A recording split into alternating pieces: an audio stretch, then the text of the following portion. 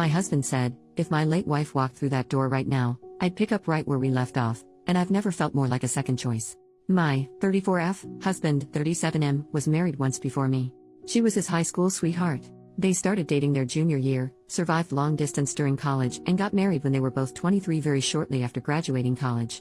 She passed away unexpectedly at age 26 from an aneurysm, and it obviously devastated him, especially because they were extremely young. They never had children. He contemplated ever remarrying because he was so heartbroken, but we ended up meeting about 4 years after that. We got married when I was 31 and he was 34 and have 2 children. Last night, we were at a friend potluck gathering. Everything was going well until one of our friends brought up a new topic that had to do with relationships. She is newly divorced, so it was about her divorce. Others were chiming in with past relationships from high school, college, etc. I had said I never thought I would get married because my luck with men has always been terrible until I met my husband, and I said I felt very lucky to have met him. After a little while longer, my husband brings up his deceased wife. Everyone knows he was married before me and that she passed away. He was talking about her and then drops a bomb and goes, if she walked through that front door right now, I'd pick up where we left off. If I am being honest, it felt like someone put my heart into a blender and punched me in the gut as hard as they could. Everyone in the room could sense the awkwardness that followed. To avoid making a scene, I just laughed it off, even though I think it was still obvious that it hurt me.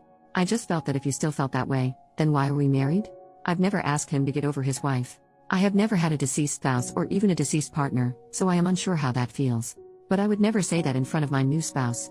After the gathering, we left and I did not speak to him the entire car ride home or barely the entire night. I did tell him that what he said hurt my feelings deeply and that we could talk in the morning once I've calmed down, because I didn't want to say something mean to him. I ended up sleeping on the couch because he would not leave me alone. It's now the next morning and I barely slept. He is still sleeping. I'm not really sure what to say or what he will say. Update, next day. This may be a long one. I also tried to reply to as many comments as I could, but they were flooding in and I got a bit overwhelmed. Also, alcohol was not involved in the sense that he wasn't drunk. My husband is 6 feet 3 inches and almost 250 pounds. He had eaten quite a bit and had 1 beer. He was practically sober. Anyway, we talked.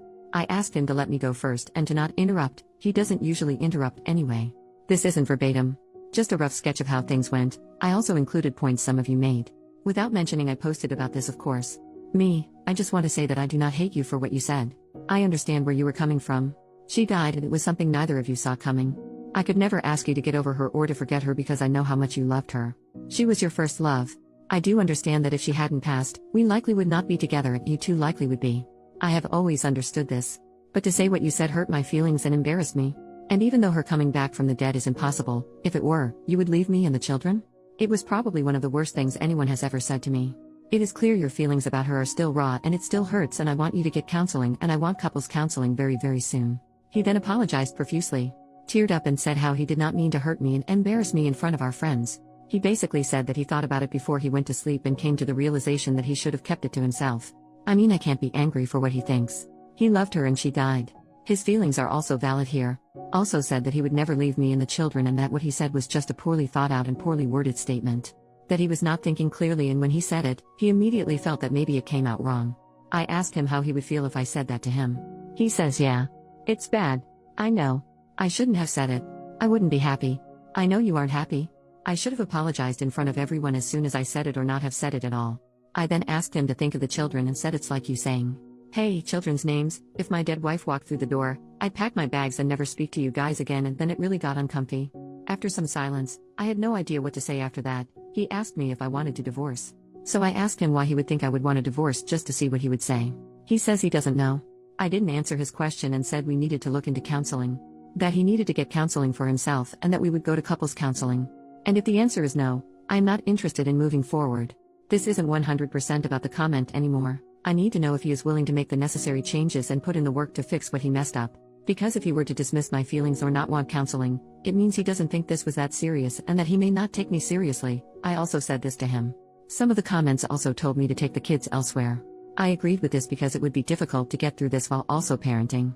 I've got a very young daughter and a son that is a toddler. They are currently with my parents for the weekend and I'll be getting them Sunday night, so this gives us time to really work. He suggested he sleep on the couch instead of me. I have nowhere else to go.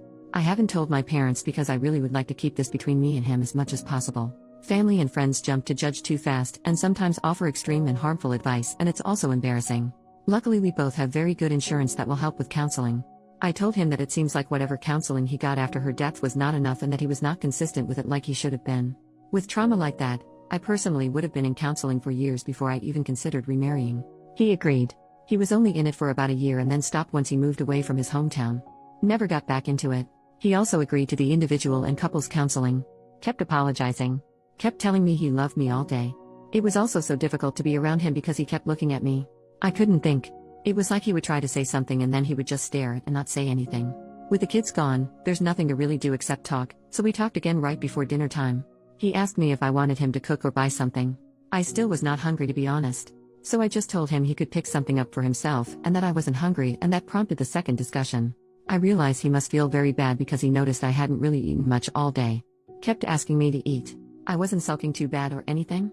Just doing my usual tasks, but not speaking or eating as much, and because we're home together all day, he noticed this. He asked me one more time to please eat dinner with him, so I agreed. During dinner, he told me that he looked for counselors himself and wanted me to see if I thought they were okay enough and that he would keep looking. Last stretch. After all of that, I told him that we can't really predict anything until we've met with therapists. I don't want him to keep saying sorry. I want work and change. And then maybe we can move forward, but this is the first step. I don't want to just leave him. I'm also not saying divorce is off of the table. I think he is still hurting from her death and his judgment is very, very clouded. If he didn't love me, I doubt he would have apologized so many times and looked for counselors on his own. A man that doesn't love me probably would have made me look or rejected going altogether. Many people were suggesting this. I do not think he doesn't love me. Thought of this myself. Cried about it. Thought of my children. Cried more. I'm not staying for the kids. I'm staying because I want to at least try to fix. If it cannot be fixed, then at least I tried. We were also very close. Some people were asking how close we were prior to marriage, I guess as a way to gauge the difference between the relationship and our relationship. Maybe to see if he settled? He was always very romantic, caring, and sweet to me. We've never yelled at each other. When we first started dating, he would plan dates, surprise me, brag about me to his friends. So that's why I am very confused on why he would blurt that. Unless it was just very poor brain and mouth coordination. I also told him that I may get a counselor for myself. I don't think I need one. Someone suggested this, but I think he needs it more than I do.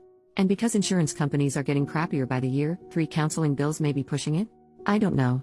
If I do get one, it's because I don't want to potentially resent him or doubt myself. Some people were making attempts to make me doubt myself. Some people in the comments were very nasty to me.